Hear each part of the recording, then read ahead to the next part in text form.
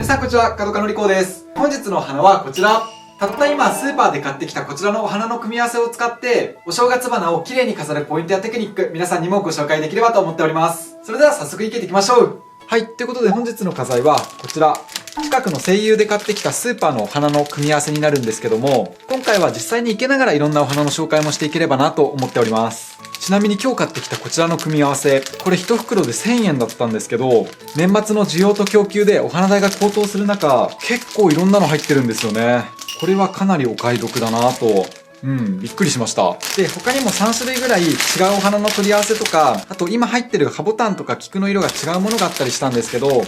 初心者の方でも綺麗に飾れる、そんなお花の取り合わせなんかも今日は合わせてご紹介していければなと。今ざっくりと見てみると、スプレーカーネーションが1本、ヒペリカムが1本、オレンジ色の綺麗な小菊、スプレーマムが1本。ちょっと持ってんな。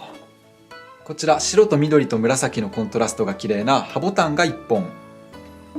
そしてお正月といえばの花材、こちら若松が1本。ツケーダーはこれは1本しかついてないですね。もうね、これだけでも十分なんですけど、あとはこんなちょっとしたお正月飾りの小物が2つ。これもね、いけるときっと雰囲気出ると思うので、最後の方にいけていければと思います。まあそんなところでお花5種類と小物が2個で合わせて1000円という、小物も合わせると1本200円しないぐらいですね。さすがお正月というところでお花の質もとってもいいので、これは声優さんも頑張ってくれてるなと。ただ種類がそれぞれ1本ずつというのがスーパーで売られているお花というのはありがちなんですけど、そこがちょっと難しいポイントなんですよね。まあどういうものが入ってるといけやすいかっていうのも合わせて、このあたりもいけながらご紹介していければと思います。で、本日の器がこちら。100均の食器コーナーで売っていた多分めんつゆとか入れる器になると思うんですけど、これに剣山を入れていけていこうかなと。以前にこちらの動画でもご紹介していますね。毎年いろんなお正月花ご紹介していまして、再生リストのお正月花に過去の動画もまとめてありますので、皆さんぜひぜひご視聴いただいて、何か生けてみたいなと思ったお花でチャレンジしていただけたら嬉しいです。また、まだチャンネル登録がお済みでない方は、ぜひこの機会にポチッとよろしくお願いいたします。で、まずは早速ね、本日の主役、こちらの松を生けていこうかなと。で、この松というのはランクがありまして、この全体の丈の長さとか付け枝によっていいものだとそうだな、若松でも500円600円ぐらいするものもあるんですけど、今回のこちらの若松は丈も短いですし、付け枝も1本というところで、まあそれでも200円しないってかなりお買い得ですね。葉っぱの付きもいいですし、まあ皆さんも松を見る際はこういった付け枝の量とか葉っぱの付き加減っていうのを一つ見てみると良いかと思います。で、ちょっと中途半端なところに付け枝が付いてるので、これは事前に落としておく。でもこのチャンネルではおなじみですけど、落とした付け枝も後から足せるんでね、これもしっかりと取っておきます。そしたらこれも1本なので、やはりスラッと高く生けていこうかなと。今回器の大きさに対する高さ的にちょうど葉っぱの部分が水に浸からないのでこのまんまいけれるんですけど、もしもうちょっと低くいけたいという場合は、水に浸かる部分の葉っぱは全部きれいに取ってあげると良いです。今日はこのまんまでいけそうなんでね。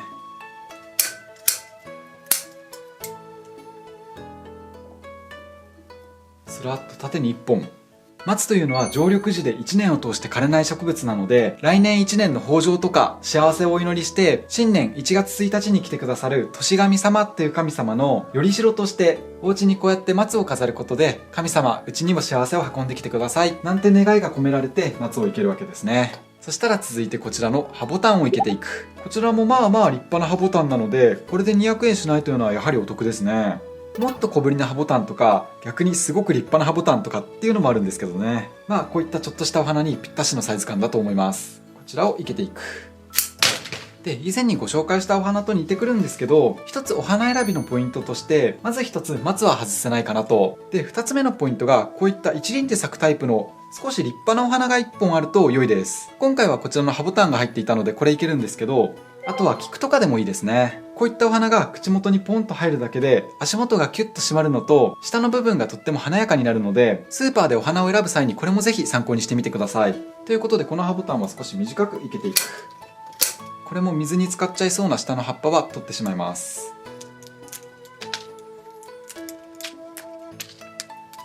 ちょっともったいないですけどね。で、この葉ボタン、なんだかキャベツに似ていませんか？これ実はキャベツがそのまま品種改良されたものだそうでして、英名では観賞用のキャベツというところで、オーナメンタルキャベッジ、またはオーナメンタルケールなんて呼び方をするんですって。あ、そうだそうだ。こういったフィルムで包まれてる場合ってお花たちがキュッとしぼんでしまってる場合が多いので、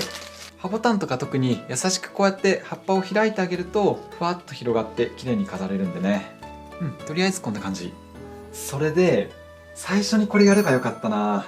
今日お花5種類入ってるんですけど、パッと見て私これはいけないかなと思った花材が1種類だけあるんですね。それ皆さんはどれだと思いますかね。スプレーカーネーションか、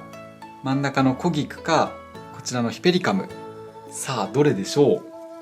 まあきっと皆さんこれはいけるんじゃないかなというところで、続いてこちらのコギクを生けていく。これは色合いもとってもお正月感ありますし、菊もまた不老長寿とか後期のお花というところでお正月ではよく生けられる花材なんでね。ということでこちらは少し高めに生けていこうかな。こちらも水に浸かる下の部分はつぼみとかついててちょっとかわいそうなんですけど、ありがとうして落としてしまう。そしたらこれを松の後ろからちらっと見えるように生けていきましょうか。少しこちら側にふわっと入るように生けてみました。もしもう少し軽くしたい場合はこの辺1輪とか取ると少しね風が抜けるような感じになると思うので。ちなみに皆さん、葉ボタンはなんでお正月に飾られるかってご存知ですかね。これもともとはボタンという花材がお正月に飾られてたんですけど、いかんせんめちゃくちゃ高級品だったらしいんですね。で、庶民では手が届かないというところで、江戸時代にそのボタンに似たこの葉ボタンというのが出てきて、こう庶民の間で爆発的にヒットした。そんなところから葉ボタンが生けられるようになったんですって。ちなみにボタンというのは百花の王とも呼ばれていまして、とっても華やかなお花なんですけど、これ一つ面白いお話がありまして、またちょっとこのお花を生けるのと話が逸れてしまうんですけど、美人を形容した言葉に、立てば芍薬、座ればボタン、歩く姿は百合の花といった言葉があるんですね。綺麗な人の座った姿がボタンに似ていたことから、そうやって形容されるようになったんですけど、ボタンってこれ漢字で書くと、オスの赤って書くんですね。で、これは昔ボタンの色が赤色がとっても綺麗な色でして、ただその赤色を増やそうと思った時に種で増やすと赤色以外の色が出てきてしまう。ですので接ぎ木で増やすのが主流になっていたそうなんですけど、そんなところから種ができないオス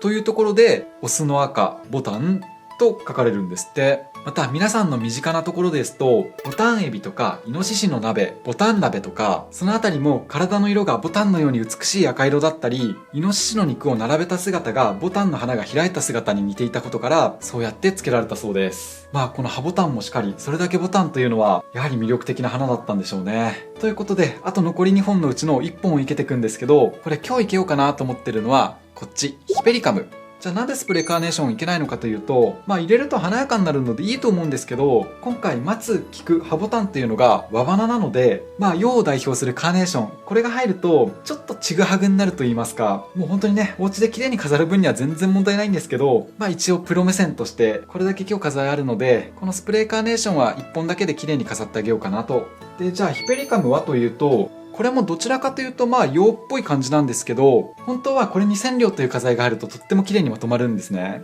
で、その染料というのもこのヒペリカムと似たように綺麗な赤い実をたくさんつける。で、今日の組み合わせですと染料入ってなくてヒペリカムが入っていたので、ちょっと染料に見立てて赤い実をポンといけると綺麗かなと思って、こちらはいけていこうかなと。ただこの子は少し控えめにいけていこうかな。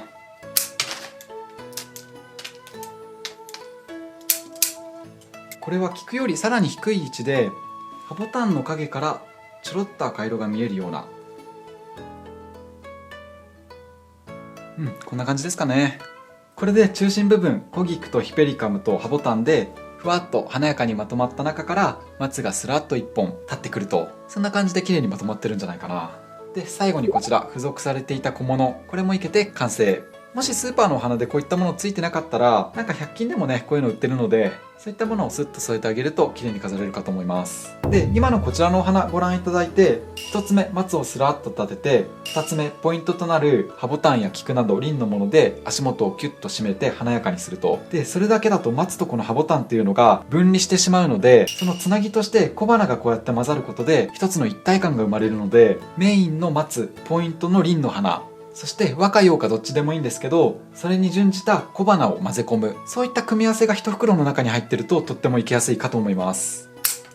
そしたらこの芋虫の触覚みたいなの、花持ちなんでしょうけど、これは少し高い位置からふわっとかかるように生けていこうかな。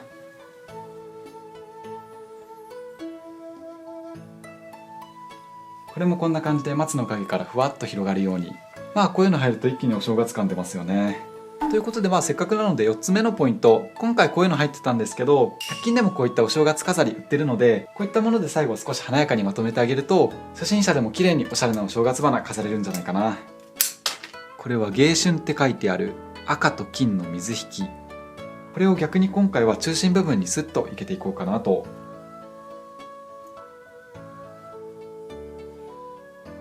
よし、これでスーパーのお花を使って4つのポイントで誰でも簡単に生けられるおしゃれなお正月花が出来上がりました。はい、いかがだったでしょうか。本日の動画が面白かった、ためになったっていう方はチャンネル登録や高評価をポチッとよろしくお願いいたします。それでは本日も最後までご視聴いただきありがとうございました。